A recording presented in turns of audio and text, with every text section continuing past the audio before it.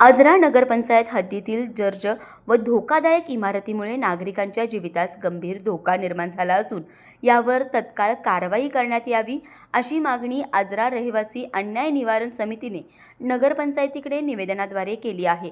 निवेदनात नमूद केल्याप्रमाणे शहरातील अनेक इमारती जीर्ण अवस्थेत उभ्या असून त्या कोणत्याही क्षणी दुर्घटनेला कारणीभूत ठरू शकतात। त्यामुळे अशा इमारतीचे तत्काळ सर्वेक्षण करून यादी तयार करावी व संबंधित मालकांना नोटीस बजावून आवश्यक ती दुरुस्ती किंवा पाडकाम करण्याचे आदेश द्यावेत अशी मागणी यावेळी करण्यात आली।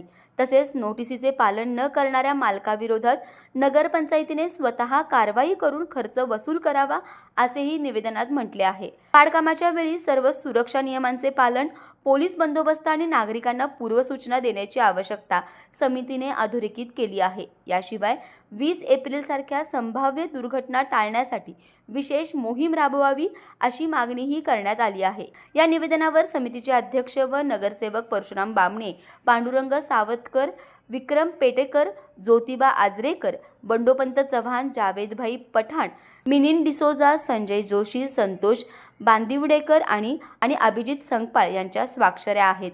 नगरपंचायतीने यावर तत्काळ कारवाई करावी अशी अपेक्षा व्यक्त केली जात आहे। तारा न्यूज साठी प्रतिनिधी हसन तकिलदार।